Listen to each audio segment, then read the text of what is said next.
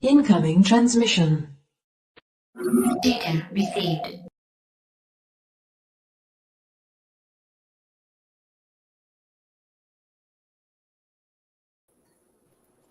Right. Greetings and welcome. We are a Star Trek group here to talk about Star Trek Strange New World. Hit up a little bit on season one and then go into season two. So, welcome everybody. So, on season one, episode 5, where we missed off on last one, it was kind of interesting for me. Spock and T'Pring kind of had their little ceremony thing and they transferred bodies. So I thought that was pretty interesting, especially when each one of them are negotiating something different. Kind of a little odd, and Spock fighting himself in his dream. Anyway, what do you think about that one, Admiral? Well, I love the way they kind of go into, of course,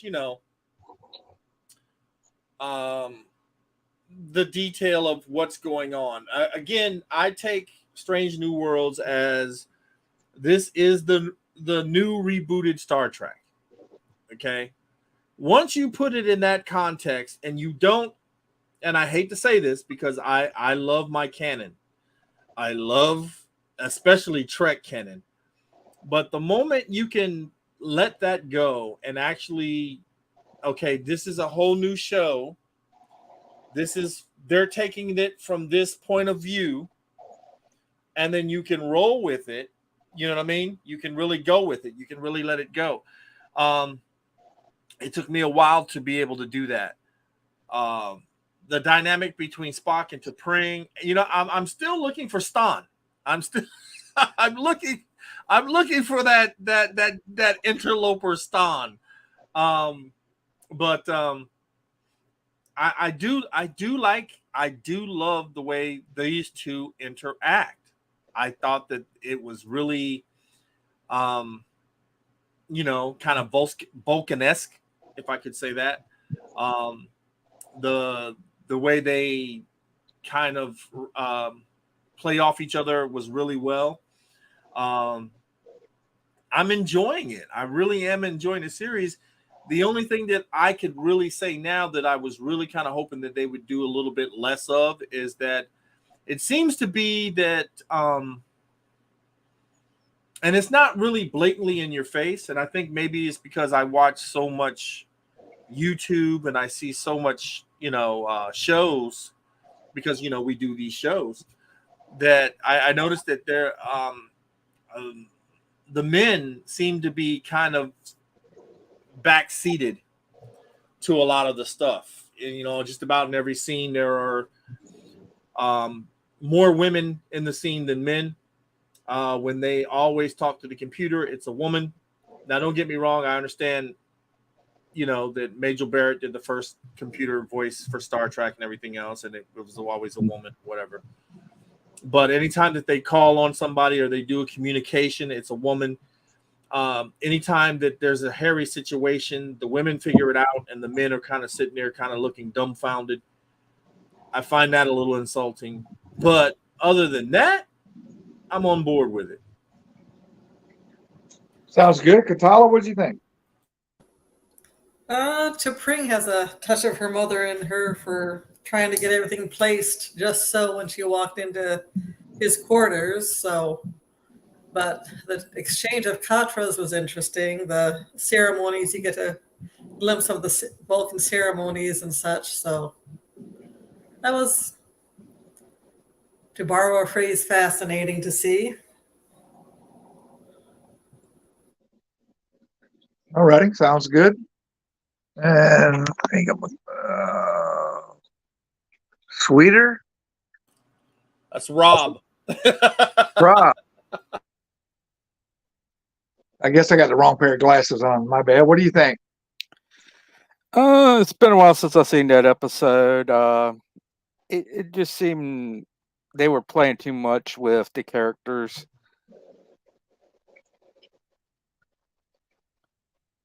Fair enough. You want to give the who is this Hatter? You want a shot or you want to pass? I don't know. I see. I think he's busy. Okay, let's jump to season 1, episode 6. They were out doing a survey, and Laura, kind of sound familiar, of Magalis people. They were protecting the kid and ended up sacrificing the kid. I kind of was a little disturbed by that. You don't want to be trying to take care of a kid and sacrifice it to whatever gods they were looking at, which to me was kind of, it was an interesting episode, but I didn't really care for that too much. Admiral, what do you think? Now, I kind of agree with you.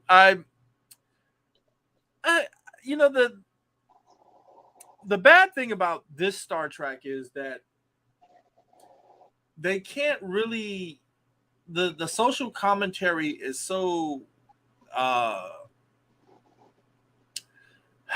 can I say this? It's so political. It's so divided. You know what I mean? It's not like the 60s Star Trek or even Next Generation in the 90s, or DS9's Call to War. It's, this one, and in our day and age, it's so hard to really kind of tell a story now using that social background. So yeah, I was kind of taken back by like you said with the child thing, the sacrifice, and I get what they're trying to do. I still enjoyed the episode, don't get me wrong, but trying to do that, the social stuff for today, it just keeps helping divide us. You know what I mean? It's never building us together, whether we understand each other's points of view or whether anything, where we come together as one. And I think that's kind of where they kind of drop the ball because of the new writers. You know what I mean? But again, I watch what is it? The Orville. And when the Orville has a social story, I'm really like, man, this is Star Trek. Why aren't we getting, things like this in our shows? But I'm with you though. I really kind of was like taken back by that episode. Again, though, it's one of the better ones. It truly is one of the better episodes. Was a good episode. I just didn't like the sacrificing the kid part. But yeah, I'm with you on that. Katala, what do you think? It's a lottery system like back when the Greeks or Romans had to decide who they were going to sacrifice to appease whichever god or monster was coming down. So it kind of ties back that way, or to Hunger Games almost. But sacrificing a kid to keep things running is not a good idea. Understand that? Rob, what do you think? Do you remember that one?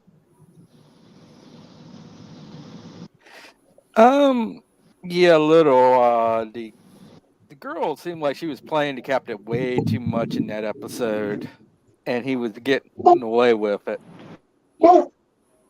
I agree with that. Hatter, you want to chime in? I have been having a little bit of audio issues, and I just got my sound back, so I'm kind of catching up here. All right, we'll hit you on the next one. Uh-huh. All right, episode 7. Pirates showed up. They really tricked Mr. Boy Scout type. Kind of a shame, but they really tricked him good. Do you think Boy Scout captain actually caused it by being too much of a Boy Scout, or something easily could happen? And something else I noticed, I never knew they had focuses. So, Admiral, what do you think? I like Pike, I really do, but sometimes, like you said, I don't know. Maybe I miss that '60s style of captaining. You know what I mean? That rugged Captain Kirk esque. Um, I kind of think that Pike sometimes is a little too lenient, especially with his crew and the way they talk. Uh, as I remind my senior officers, no, we're not going to have you have insubordination or, you just or just crew members just come out of their mouth. It's just not going to happen. I can't stand that. But I think, like you said, I think Pike's style of command, he's a bit of a Boy Scout. I think they kind of try to mix him with a little bit of Picard and maybe some of that old Pike from Menagerie, and kind of pushed him in that direction. I loved him though when he was on Discovery. For some reason, when I saw him on Discovery, man, I knew I was getting a real good episode. I love that little shed episode where they gave the guy technology and then they had to take it back because of the Prime Directive and stuff. I loved it. Here he's really kind of laid back, and I don't know. I miss that hardcore Pike. Katala, what do you think? For Pike as captain, he flies kind of by the seat Well, of the his Boy Scout thing, do you think he actually caused or allowed the pirates to take over the ship temporarily? He's a little too easy. I don't think Klingons would have taken that way. They would have stormed in, cut throats, and asked questions later, but he's a little more genial, a little more easygoing and laid back, which is More of a diplomat, maybe. maybe a little diplomat, but a little less than because he's too easy. Understand? Rob, what do you think? Yeah, I agree with that. He is a little too easygoing and doesn't quite man up to it. I agree with that. Hatter, you want to pitch in?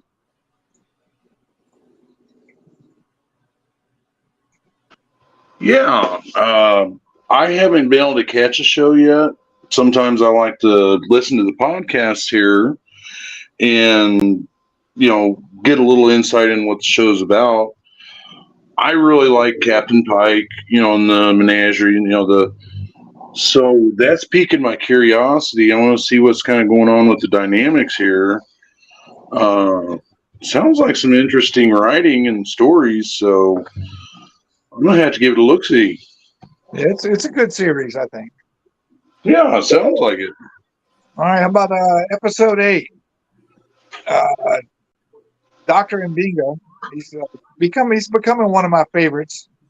I like his but anyway, his lack of sleep really kind of messes things up with him. And he kind of wakes up into a kind of a back in the royalty days. I thought that was a nice twist. Now, out of left field, if you will, but it was a nice twist. Admiral, what do you think? Oh no, he's definitely a breakout character from the original series. Obviously, I at first I didn't know how I felt about him, and I'm pretty sure we're going to get to the other big thing about him when we start talking later. But I like his character. I was trying to hold that. Yeah, I know, right? I love his character. I thought that we're getting to learn a little bit more about him, and the more we do, I think the more we like the character. But like you said, totally out of left field, just like the other episode in season 2 was totally I was kind of like, oh my God, no, but it was okay. It was fine. It was, I think as old Trekkers or Trekkies, I don't know which term any of you prefer. I think we have to kind of let the series kind of grow. You know what I mean? And expand on itself, and hopefully we can get some new blood into it. But again, it was another episode that was out of the box that introduced us to a new look into this character. So I thought it was pretty good. Yeah. Katala, what do you think? Lack of sleep cause of this? I think that was the one where his daughter was sick and he had been reading her favorite story to her. So maybe not a lack of sleep, but maybe an entity picking up on his daughter's distress and his wish for her to be happy. So she made that whole fairy tale that he was reading her come to life. Didn't think of it that way, but yeah. Rob, what do you think?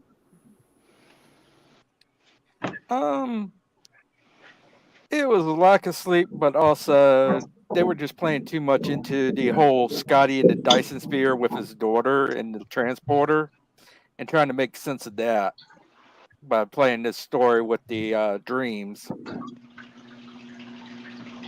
Adder, you got anything?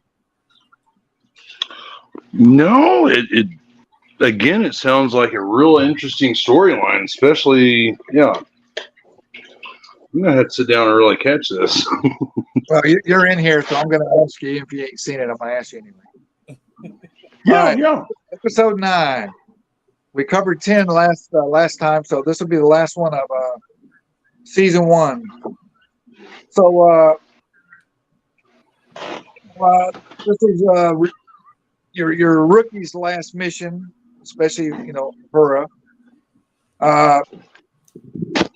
Recover ship at Gorn. They had to go back and recover that ship. Ship was crashed. The Gorn is becoming my favorite group, besides Klingon, of course. That was a pretty fired up episode, I think. Admiral, what do you think? Oh no, definitely. I love the look of the younglings. I love how they're down on all fours. Now don't get me wrong. That episode with Kirk fighting that Gorn on that planet is still one of my favorite TOS episodes. Yeah. But giving again, I know it's dated material, and that's the thing that as older Star Trek fans do, we have to understand that this is dated material. They're going to want younger people to watch it, so they have to update certain things. And as long as they don't stray too far from the narrative of what the characters should be or how they should look, I'm fine with it. But I'm with you. I'm really digging the Gorn. I would love to see a Gorn and Klingon fight.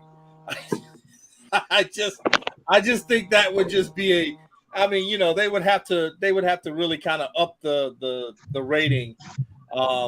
You know what I mean? Because that would be a good fight. Katala, what do you think? The Gorn are better nasties, I guess, better enemies for everybody all around. Good to have fun on the heat, right? So, yeah, it was an interesting episode where they had to try to get around, and then La'an remembered the code that her brother had taught her, so they were able to get the 2 scout ships to fight each other so they could get away. And that was pretty interesting to know that they used light to signal each other, and they could figure out the code more or less for the Gorn that way. I agree. Rob?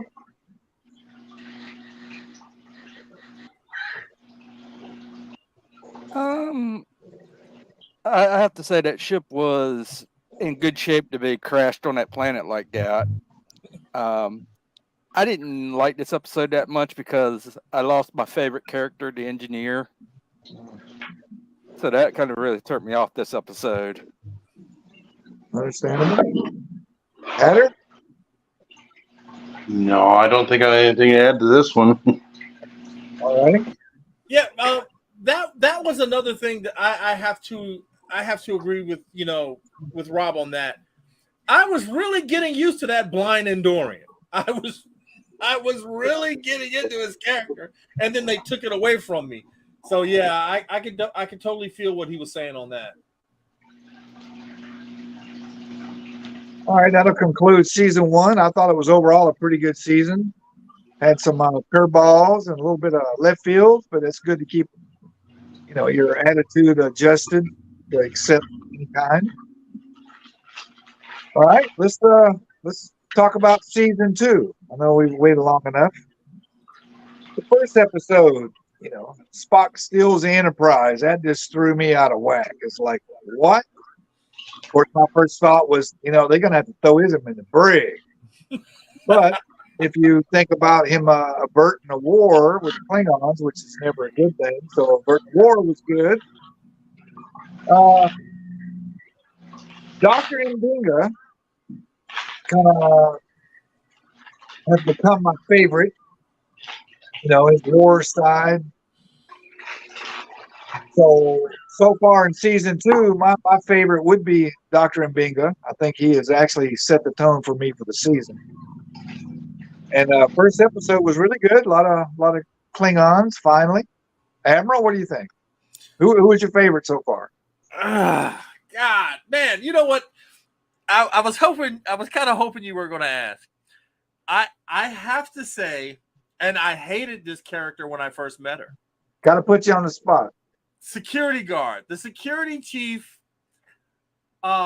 because of what happens later in the episodes, they finally calmed her character down.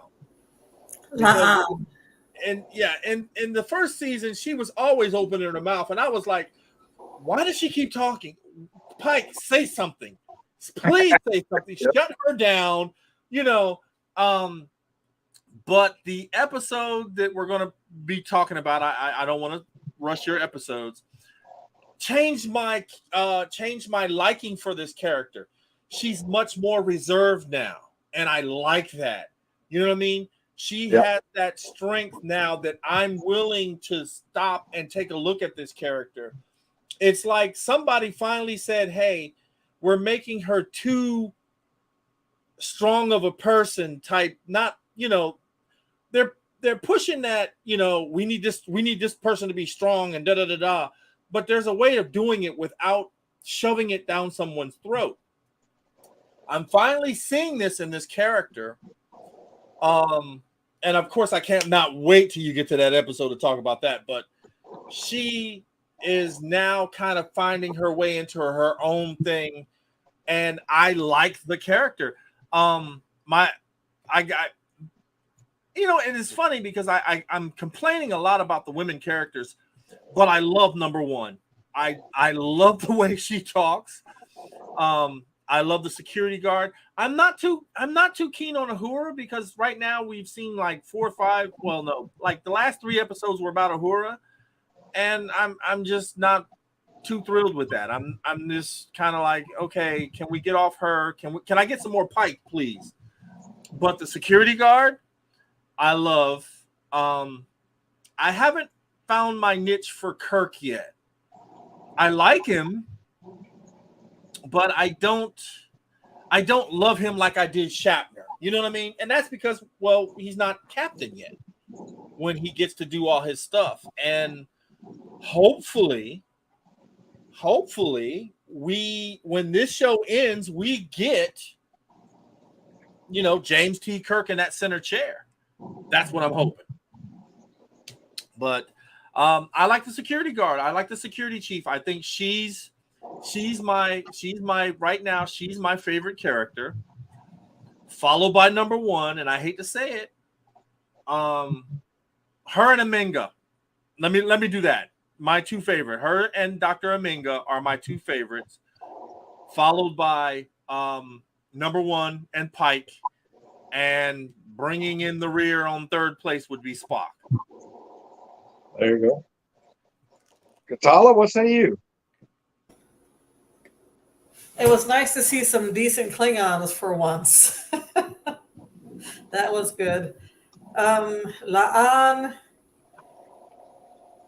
could probably hold her own. Well, she did hold her own with the Klingons. Mabenga probably could, but he had a little edge because he had that serum that he used, I guess.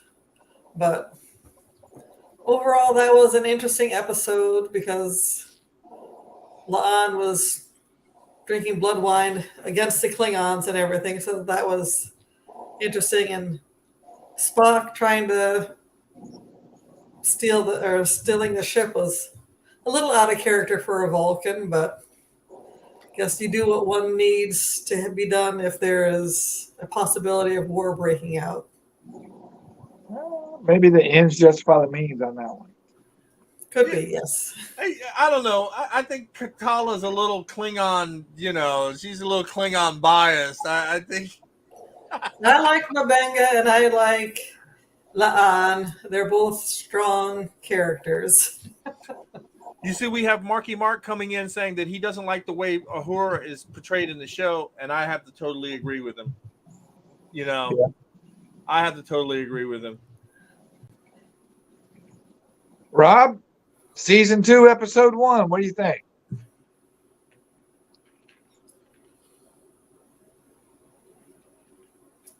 He's muted. Let me see if I can unmute him. There he goes. Sorry, my laptop died on me. I had to replug it in, so I missed most of that. Season 1 episode. Season 2 episode 1. Which one was that? That was the one with the Spock stole the Enterprise, and they had their little drinking event. With the Klingons. Dr. Binga definitely showing his warrior side. La'an was drinking blood wine with the Klingons on the planet. Oh yeah, I love that part at the end. And then when he comes back and staggers to his station. Yep. A drunk Vulcan, huh? Yep. Hatter, any comment?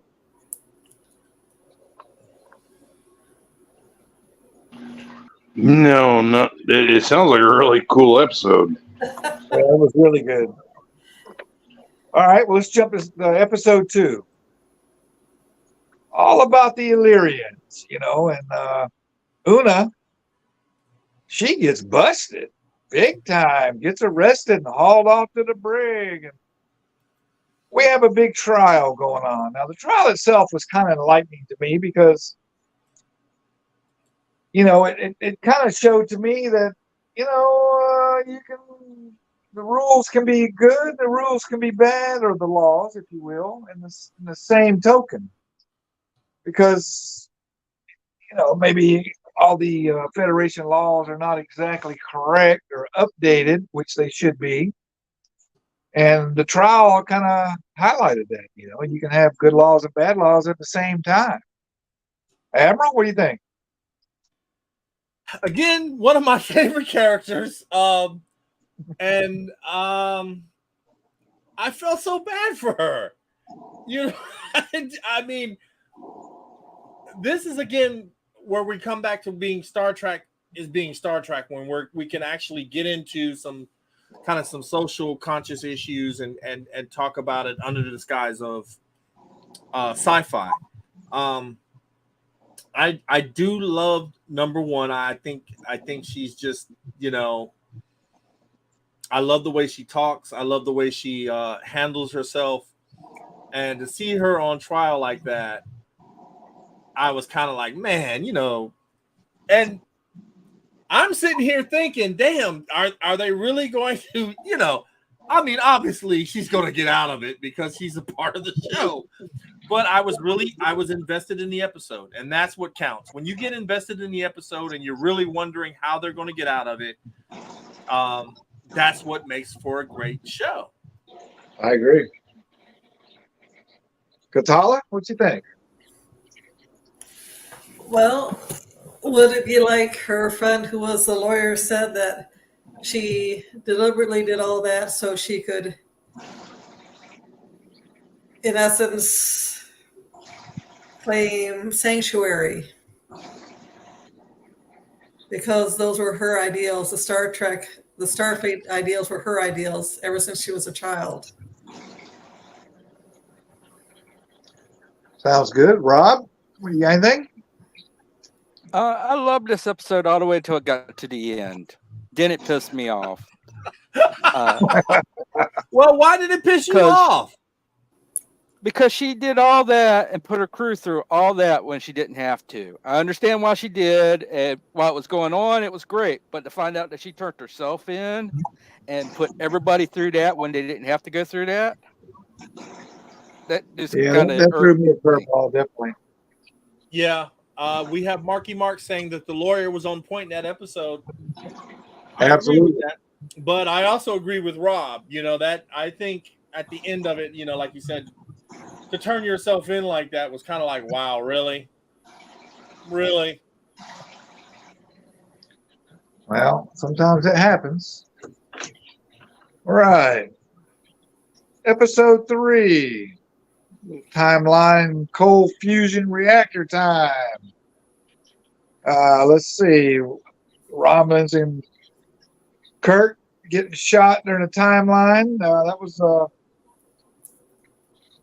it kind of threw me off a little bit. Leon, she was kind of protected history there. Wasn't supposed to see none of that or go through it, but things happen. And I kind of thought with Kirk getting killed, it was like, well, now how are they gonna spin this one? Because he's got to come back eventually, because it's obviously Kirk's involved in the show. But Leanne, she's a hottie, man. I don't know. Admiral, what do you think? I love this episode, right? This was Oh, the episode absolutely. that changed everything for me because I thought her character was just, I'm like, gosh, she just keeps opening her mouth at the wrong time, da da da da. And then she finally let me see that vulnerable side of her, which made me feel for the character. Now I'm invested. Now she's one of my favorite characters. And again, I agree completely with you, sir. She's a hottie. So that kind of made it even easier. But I love the fact that she's a descendant of Khan. Yeah. And eventually that's got to come up. It's You know got what I mean? Whether she dies before, Kirk and them or whatever, but again, this is a chance for them to really streamline Star Trek and give us a new Star Trek to go on. I mean, you're starting here from Pike, which is great. And you can go Pike, then you can go Kirk, then you can go Picard, then you can go DS9, then you can go Voyager. We could go, they can just keep going with this if they so choose. But this was a breakout. This was the breakout point for me, which made me like the character. Absolutely. Katala? Timelines converging. I guess they had to save the Earth that could have been and lose the relationship she could have had with Kirk back then to save her timeline. But meeting her ancestor as a child was interesting. And could that have been the reason why Kirk in the original series didn't kill Khan outright, but put him on SETI Alpha 5 when it was a thriving planet and not ejecting him in his crew into space? Did that kind of travel with him, remembering La'an in essence to be more lenient with Khan Noonien Singh? Well, that's the paradox. Do you kill baby Hitler? You know what I mean? Yeah. Yeah. He's a child. He hasn't done these things. That and I just got to be honest with you. It's the paradox. I can't. I'm not murdering a child. I mean, I understand what this child might grow up to do. Okay, I do get that, but I am not killing a kid. I'm just not going to do that. You don't want thought crimes. Let them do something, then do something. But yeah, right. You know what I mean? At this point in time, and he's a child. He's innocent. yeah, right. and who knows? You've already interfered with the timeline just by being there. You don't know what might happen because of some type of interaction. You see that she talked to him and what she said, maybe certain things might be a little different. Maybe they might not be. According to a lot of these movies are trying to say that time isn't linear anymore, that every time you do it, you break off and you start branches of time. Who knows? Who knows? Nobody really does, to be honest. Yeah, right. Rob, what you think of this one? Oh, I kind of loved this episode, especially when they were looking through the camera and you seen the bird of prey. And right then, I knew she was going to turn out to be a Romulan.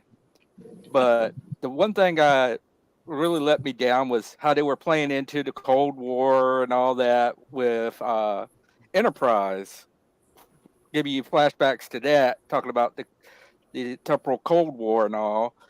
They could have tied in the eugenics books by just having Isis the cat walk through because she was there. And that would have made that episode so much more. Gary 7. You know what I mean? Yeah. Yep. Episode He was 4. the whole reason Khan turned. Yes. That's true. According to the books, yes. True. Yep. They could have made it that the Romulan was the one that killed the cat. Would have made a better twist if the But Romulans it did. seemed like a lost opportunity. Yeah. Because they could have spun that one a couple different ways, to be honest. With the Romulans doing that instead. All right, well, let's jump to episode 4. So we're charting a new binary system. The Opelian Mariners, that kind of stuff from Galt. That was kind of interesting.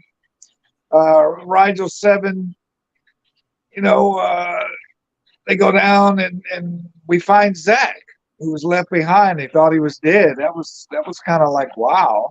He become the boss, and radiation causes all this memory loss. And basically, we're keeping the memory loss people outside and the people keep it inside, and basically keeping control of them. That was definitely made me think a lot. Admiral, what do you think? Again, another episode that I just was like, wow, okay, that's pretty cool the way they did that. As Star Trek fans, we're always reminded of the Prime Directive. We're always reminded of that. And then when we see someone break it, we're just like, oh, you did wrong. You know what I mean? You kind of want to, you did that wrong. And like you said, to have this guy like, well, yeah, I did it, but now I'm in charge and I like it. Yeah. You know what I mean? It was a good episode. It really was. I get so intrigued coming off some of these other episodes, and I'm looking for that next little wow factor or that next little tiny Easter egg. That's what they're calling them, right? Easter eggs. I'm looking for that next little Easter egg, and I'm so like, oh God, I can't wait to see what's going to happen next. And this one with that whole turnabout that ensign was there and that he had rose to power and he was like, well, you know, you won't remember it anyway type deal. You know what I mean? I was like, wow, okay. Yeah, I can see that happening though. You know what I mean? I can see it happening. Kind of can't blame him. They left him for dead, but Yeah. Realistically, he shouldn't have made it, but he did. So they're keeping this kind of unpredictable, which is something I do like. Katala, what do you think?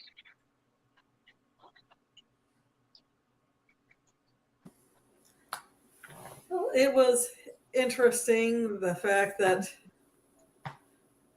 the ensign was alive, he was in charge, and then they spent the night out in the cold with maybe a fur or two to try and keep warm, and the radiation kept messing with him. I think it hit La'an first, and she started to forget things. And then when the elder of the village that they were sent to was saying, well, you can't be a worker because there are no calluses on your hand. And Mabenga remembered to try, and he remembered that he could try and heal La'an. He wasn't sure how, but he did. And then things that Pike went back to the castle, and they found where the control was. And in the end, the elder remembered why he was alone. He remembered his story, and that's kind of rough to see that happen.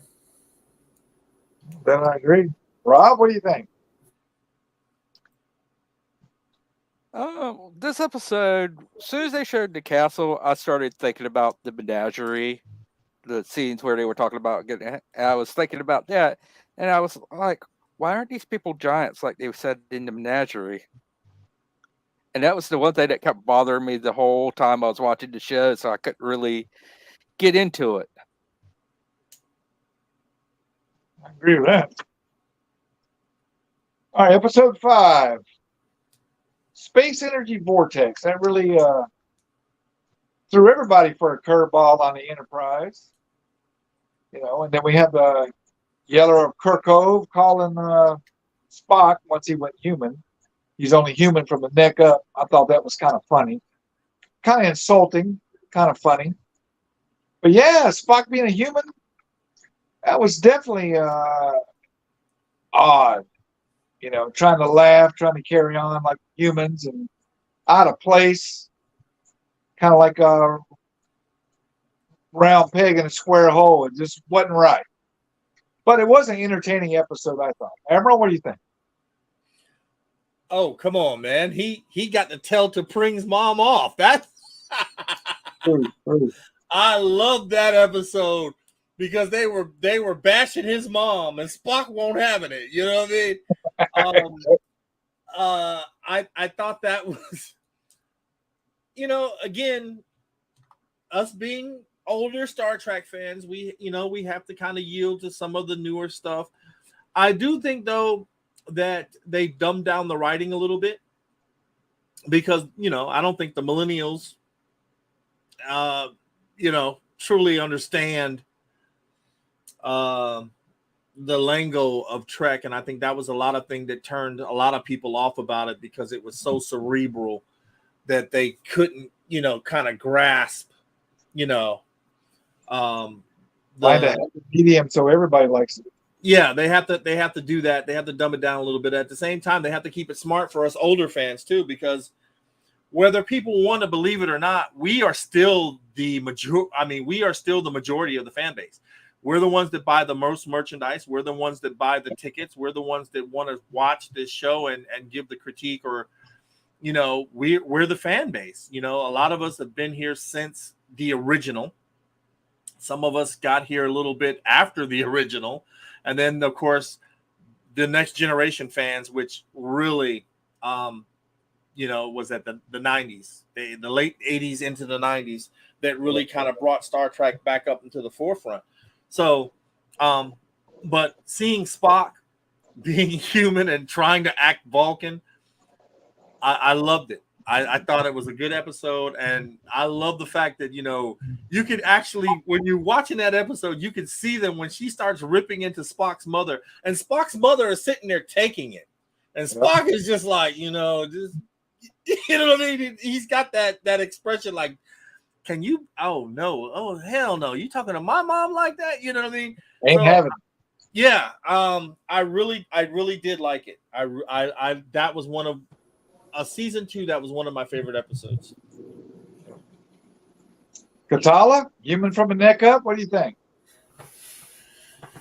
Well, you can see where T'Pring gets some of her stuffiness from her mom, and I felt sorry for her dad because he liked some of the stuff that was being cooked, and his mom said, "Well, there's too much salt. It's too elaborately twisted," and he goes, "Oh, yeah, you're right. Okay."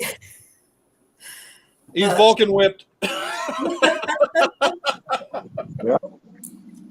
But him learning how to control pain as a human was one thing because his mom could do it. She adapted and learned how to hide some stuff while she was living with the Vulcans, which was interesting. And then the only thing that wasn't quite right is Vulcans are usually vegetarian, and Spock piling away all that bacon, he would have been really sick the next the next day.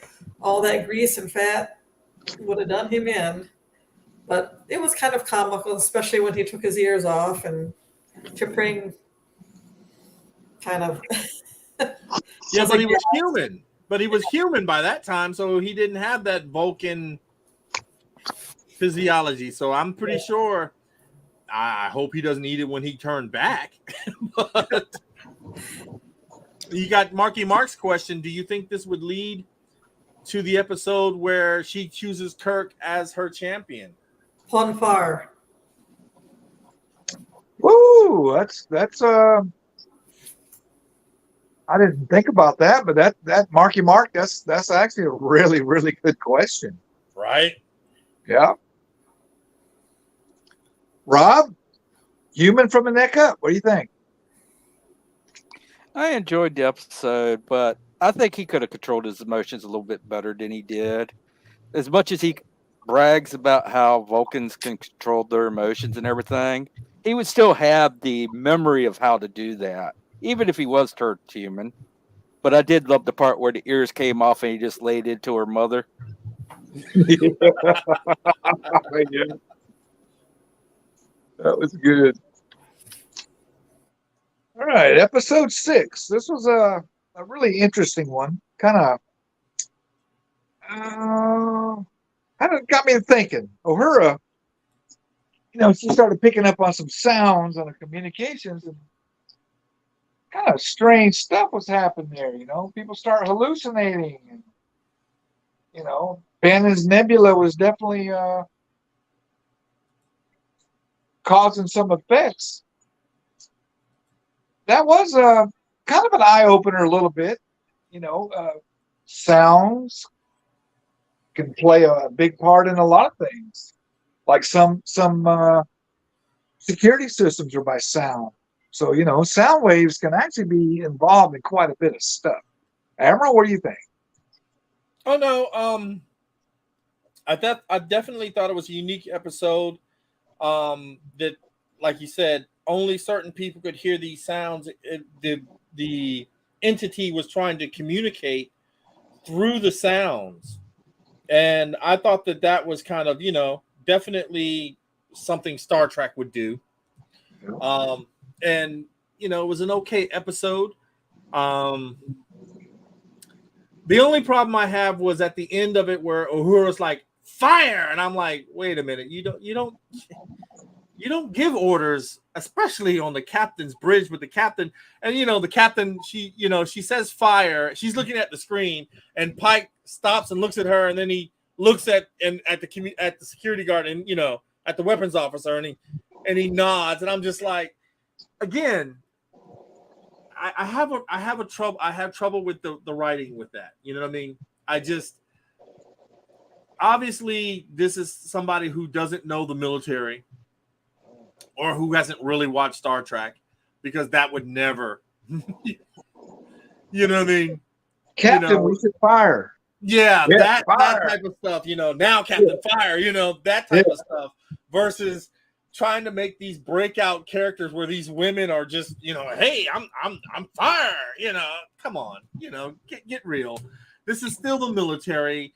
I don't care how much you dress it up in space or whatever else. Other than that, I did like the whole communication thing and seeing the dead engineer. That was cool. I thought that was pretty cool. Yeah. I did. I like that. Katala? Sounds are strange or what? Sounds are vibrations, so technically the right vibration could affect somebody's brain or everybody's brain differently depending on how you're wired. You could make people happy. You could bring back bad memories or alter their memories to the point where she saw Hemmer as a zombie trying to talk to her. But it was interesting, but Uhura is a communications officer, not weapons, so she should stick to listening to the voices she can talk with and leave the command chain as it should be. I agree with that. Rob? Sounds are good or what?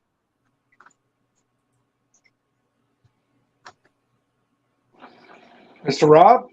I think he's frozen. Oh, there he is. You with us, Mr. Rob? I have nothing now. All right. Oh, there he is. Sorry, my computer's freezing up on me. It's all right. My computer freezes up too. Me computer. So I get that. Sounds. What do you think about the sounds episode?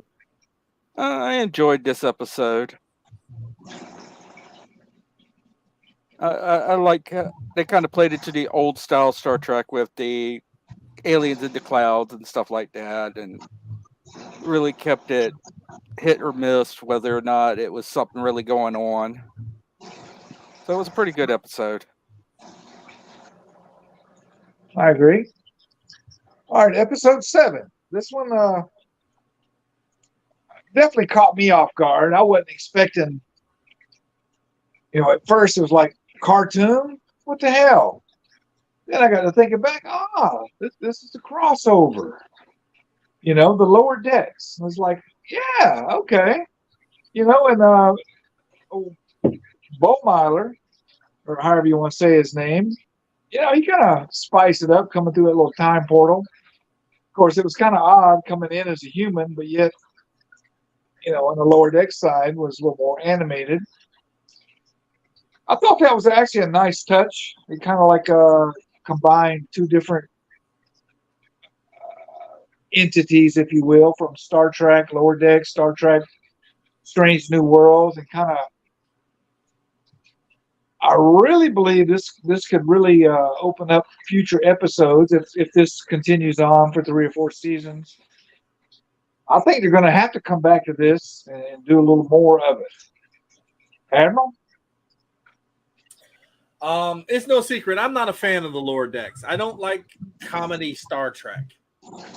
But as much as I wanted to hate on this episode, it was a good episode. It really was. Again, I had some issues, minor issues with some of the way, things went. But all in all, it was a good episode. I could just, I can still remember Pike, sending the dude on his way, and then the girl comes tumbling through, and he's just like, "Oh my God, really?" You know what I mean? So I liked it. I thought I wanted to hate on it. I did. I'm not even gonna lie. I'm just not a fan of lower decks because of the comedy aspect of it and how they treat Star Trek. If I want Rick and Morty, I will watch Rick and Morty. That's one of my favorite shows. But all in all, it was a good episode. Yeah, I saw it, Rob. It was again, this was a good episode. I just hate to admit it, but it was. You have to give credit where credit is due. It was done well. Whether I like it or not, it was done well. If this continues on, this could open the doors for, I don't know, a couple more episodes just with the tie-in. Katala, what do you think? Well, it was interesting when Boimer woke up in sickbay thinking he was in a hollow suite, and he goes to poke and realizes Captain Pike is real and that's his hero, and he fanboys all over him. And then, what is it? He did help them with the Andorians by telling them that is actually a science vessel, because that was Tindy's grandparent or grandmother that was on there. So that was an interesting twist. And Boimer trying to go back through, then his compatriot coming back through, that was a little bit of an ouch, because now they've got two to figure out how to get back. But I think Boimer and his companion were the ones that figured out that there is a piece of the original ship in every ship that's made. So that's how they got them back. But it was cute. Yeah, it was good. Rob, what do you think? I like this episode, but I really loved how they reanimated the opening part of it. When that ship's engines came up, you had to look at it good to see if it was actually animated or the actual ship. Whoever did the animation for that was off the scale with it. I agree with that. It definitely threw me off. It was like, all right, is this a boo-boo? Or when they got going, it's like, what is happening? It was like, oh, I get it. Okay. I thought it was a pretty good episode. So I'd like to do one more. What's that? You have Marky Mark asking, would you like to see a live action Lower Decks? Could be interesting. I could deal with blending some Lower Decks in on future episodes. I don't want to see a whole episode of Lower Decks on Strange New Worlds, because it's not about that. But I would like to see touches here and there put in to kind of combine them, and that might help people who like the Lower Decks and not Strange New Worlds to kind of come over, and vice versa. But to have a whole episode on that, I would not like. Bits and pieces, absolutely, but not the whole episode. No. Yeah, I agree. I am not. Again, I'm just not. And if you guys are a fan, and I hope I don't offend anyone, that's more power to you. It's just, for me, that's just not my cup of tea.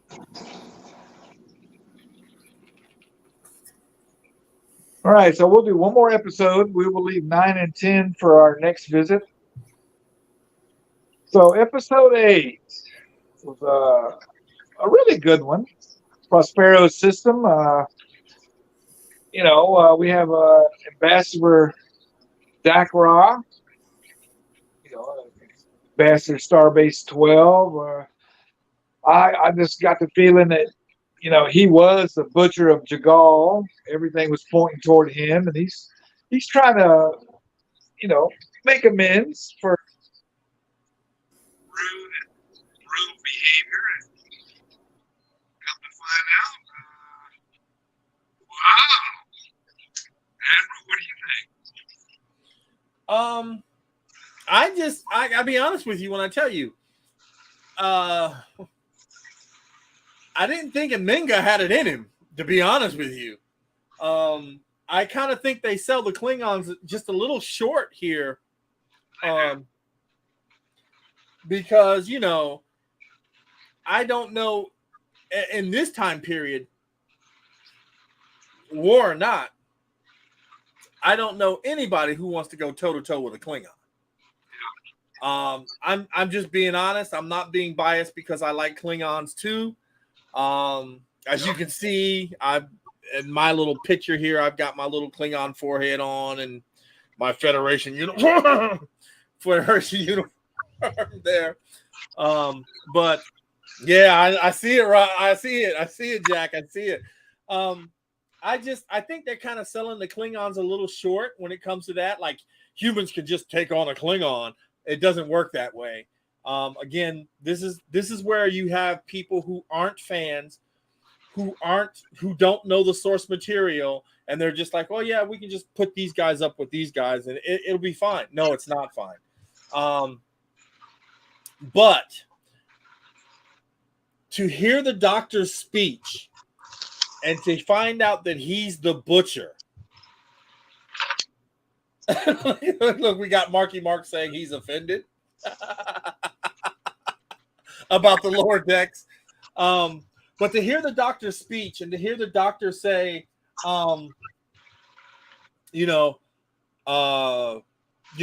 that's my work that you're taking credit for.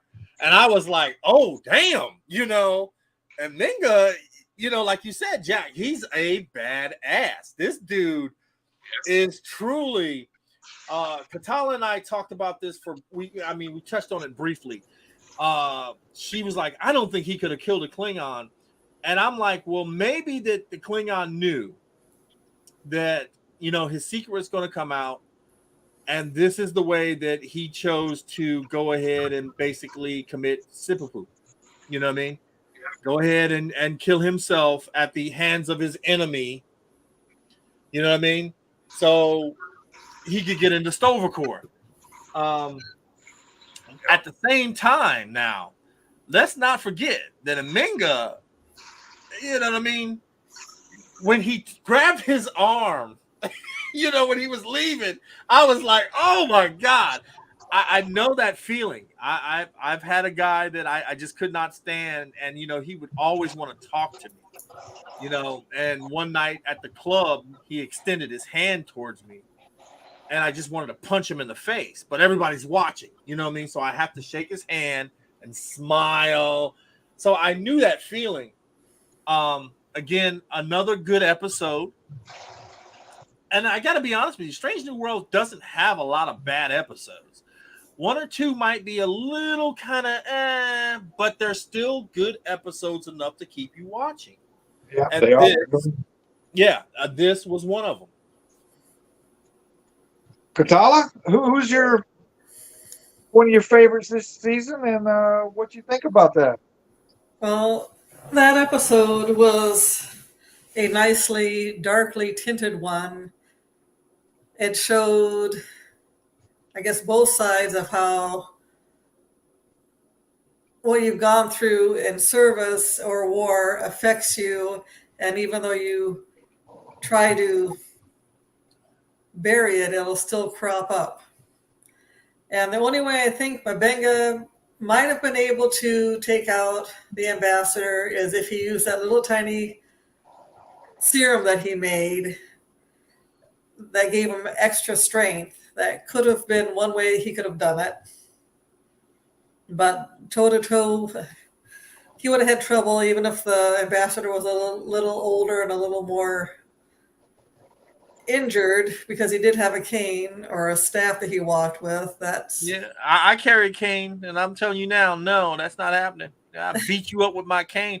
I don't think he used the serum though. I don't think that was on a mission. Yeah, he was on a mission. He was not going to be denied. Period. Yeah. He did use that serum when he was on the mission. As he took you're walking against 2024 ones versus just one. Yeah, he doesn't have access to that 24/7. No. I think, like Jack said, I think that like you said, especially when you find out that somebody is taking credit for the kills that you did, you're already disgusted by it. Yeah. You have you have that PTSD. Yeah, you know what I mean? And at the same time, this guy touched you earlier. You were trying to leave. This guy grabs you by the arm. Like, we can do this later. And I was just like, you're pushing it, dude. And he's trying so hard just to stay away from this guy.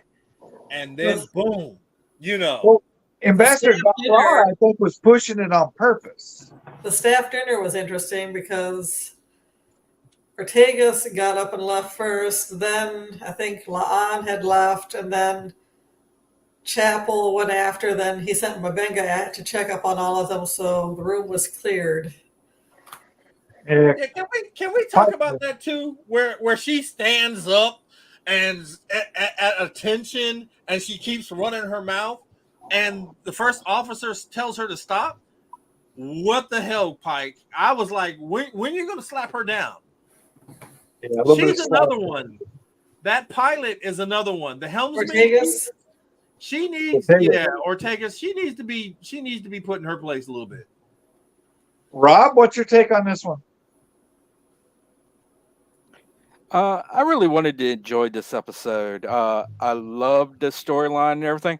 It's just they should have picked anybody other than the Doctor to be the character, because it kind of rewrites his backstory. Because where was his daughter during this time? If he was so intent on taking care of her nonstop, he wouldn't have been in a war. He wouldn't have been able to be away from her like that. And so it kind of rewrote all that came beforehand.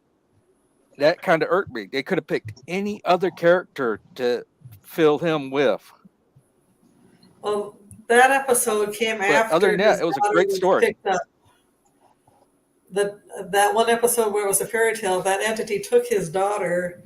So Yeah, but I'm talking about when he was fighting the Klingons. yeah, when it was fighting, well, maybe his That would have daughter been while he wasn't had his as daughter. bad. Yeah, maybe his daughter wasn't as bad. Maybe he had a wife back then, and they were stationed elsewhere, like it happens in the military. It's a single tour duty. If we go back to the first season all the way up to episode 8, there's really not anybody else, I don't think, who could have actually battled with the Klingons, because obviously season 2, episode 1, Spock steals the Enterprise and they actually doing battle with the Klingons. They've already set the tone on who the bad booger is, in my opinion. They really couldn't have put nobody else in there besides the Doctor.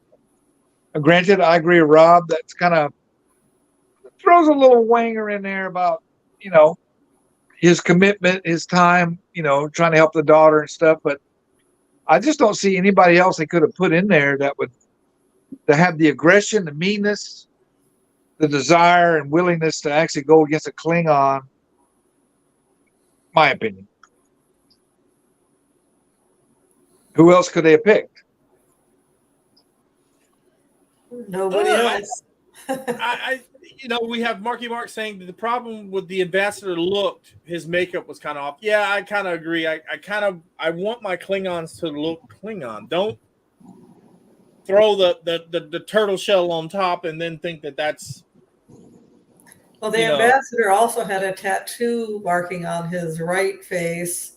And I think his hair was done differently. It was started from the ears and went down instead of from the middle of the head back. So, well, Marky Mark, who else could have been beside the Doctor? Now, granted, I think I agree with Rob. The Doctor kind of messed up with his whole backstory, but I mean, La'an probably would be the only other one that could realistically deal with a Klingon, and I'm not sure she could handle one-on-one without any help. But who else could have? Now you got to remember. Now she was sitting there drinking the blood wine and gulping it down like she was, and that's the thing. I mean, we have to remember though, she is a descendant of Khan, which is genetic engineering. So she would be a little bit tougher than the average woman. Okay. At least that's what I'm telling myself to get through the episode. But it would be insulting if La'an tackled Dakra and actually won, because then you got a woman, no offense to women, beating a Klingon. So it had to be some man, some kind of a way, in my opinion. Yeah, I mean, I have to agree with you that it's just, and it's not a woman or a man thing. It's a Klingon thing. You know what I mean? It's a Klingon thing. Klingons are the most, that's why I say the way they have these Gorns, I would love to see a Klingon take on a Gorn. You know, just Yep. his deck tog, you know what I'm saying, and a Gorn, you know what I'm saying. I mean, give him a Mechleth. Give him a no, Mechleth. no. He needs his knife because a Klingon is never without his knife. He's never without Knife his baton, against yes. that, and I'm telling you, that's a battle. That is these Gorns, not that one that was from 1966 that was, you know, breathing like a slee stack from Cross. I think that would be the thing. Marky Mark says Leon could handle herself. I agree with that. At the same time, though, I just don't. I mean, I like her, and we don't know what her genetic thing does. Does it give her the strength like Khan or whatnot? Because I'm telling you now, you know, Kirk could take on the human Klingons, but he had trouble fighting an Imperial Klingon back in the day. That's what they were called, Imperial Klingons. Imperial Klingons, right? You know, I mean, we saw that on Genesis. You know, Krug was beating Kirk's ass. Okay. So to see, you know, these humans who aren't even, you know, predisposed to what's going on, and again, look what they've done. They've kind of erased Enterprise. They've kind of erased Enterprise already because the Klingons still have their foreheads now. Right? In the original series, they still look human all the way up until Star Trek. What? Oh, no, Star Trek the Motion Picture. That's when we get our first look at Imperial Klingon. So the timeline, you know, it was the augmented virus that the because Klingons picked up. they should still be suffering from the genetic mutation. That's right. They should still look human, but they don't. Some did and some didn't. So yeah, but anytime that the Enterprise and their crew ran into them, they all look human. That's what I'm trying to say. Yes. Now, I mean, you want to back it up with the books and all that other stuff, and that's fine. But for those of us who aren't reading the books, this is what happened, and this is where they are.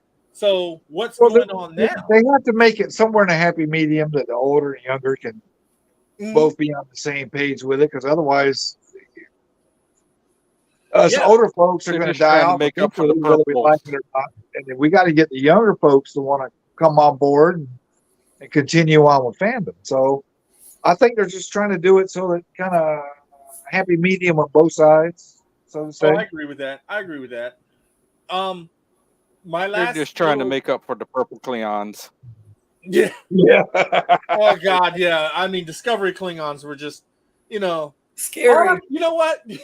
The other day I was at Yester Toys, and Jim Augustine showed me you remember those raisins? All I could think of was Discovery Klingons when I saw them. I know that's bad. Right now, somebody's like, "Man, how could you say that?" Because that's what they look like to me. They look like those raisins from those California raisins. Yeah. Oh, yeah. Okay. You know what I mean? I'm just like, come on, man. What happened? I was at the convention. Actually, Katala and I were at Richmond's GalaxyCon. We got to see Jonathan Frakes, and that's when the news came out that Discovery was canceled. And he's like, you know, it really kind of it's really bad because Discovery was just hitting its stride, and you know he was directing some of the stuff. And I have a lot of respect for Mr. Frakes. He did a fantastic job at the convention, but Discovery is just it just to me it's just one of those shows that I can go, no, I can't watch it due to the fact that it was just handled poorly from the beginning. And even if you try to clean it up and make it better, as I'm pretty sure they did, I know a couple of people that watch it and they were like, I'm really liking it. My dad liked it and he was a TOS fan. And I'm like, how can you like this crap? You know, and I'm looking at him like, he's like, well, it's new. You know, I don't have to rely on old Star Trek to enjoy this one. And that's when it dawned on me that these are the people that they're trying to bring in. You know what I mean? My dad gave me my love for Star Trek, and I took up that mantle and kept going. And we got Marky Mark saying 2009 Klingons were so different from the rest from the shows. Yes, but they still looked Klingon. You know what I mean? They still look Klingon. They had the little gold and the little, I guess, the nose rings all the way up the little spine in the back. They still look Klingon. These other ones, they just look like bad raisins. I'm sorry. They just weren't what I was expecting. But again, guys, I think we can all agree that when Jack brings us back for the next episode, if you haven't watched it, I'm in the middle of watching it, and I'm texting to Colin. I'm like, oh my God, so and so. Oh my God, this. Oh my God, that. You know, so I cannot wait for your next show, Jack. I cannot, brother. I am like ecstatic to see what you guys want to think. Rob, please come back to join us. But yes, sir. Please come back, Rob. I really cannot wait. And also, if I'm free, I'll gladly. Also, I cannot wait to get together with my crew for MarsCon. Absolutely. We are going to have a ball. I see you, Jack. Look, I got my shirt hanging up over there, but I'm just in I'm in a poor kind of state right now. But I know how to do it, Admiral. I cannot wait to get with you guys, whether we have a table or not, but I think we're going to have a table. Rob, please come join us. You know what I mean? Stop by, say hi, whatever. You know what I mean? And if I show up, I'll show up in my original Klingon outfit. Oh, there you go. There you go. There Perfect. you go. Absolutely. It's just been one of those things, guys, that a love for a show can make all the difference. Keep the positivity out there. Jack, this is your show. How you want to close it, sir? I'm glad Strange New Worlds come about. It helps keep a fandom going, and I'm happy. All right. I like that. All right, everyone. I want to thank everyone for joining me. Rob from the Virginia Imperial, and of course for his Saber Squadron, which flies Saturday nights. Right, Rob? We actually added Thursdays to it as well. All right. But we didn't have anybody up for tonight. That's why I'm here. So, guys, if you want to fly an X-Wing or you want to fly if you want to fly an Imperial TIE Fighter, TIE Interceptor, TIE Bomber, you need to check out Rob. He's got his own page. I'm a part of that page. He's one of the dear friends of the Cosmic Portal and, of course, this show. And we're going to get him over there on United as his human Klingon, his fission human Klingon. I think that would be great. And see how everything goes. But, guys, I'm telling you, this is one of the best things when you can bring some of your friends over from your fandoms and then we all just enjoy doing what we're doing. It's been a grand ride, and I hope it never stops. I agree. So thank you for joining us. And in 2 weeks, we talk about the season finale of Star Trek New Worlds. Episode 9 and 10. Yes. Please subscribe and hit that notification bell, and thanks.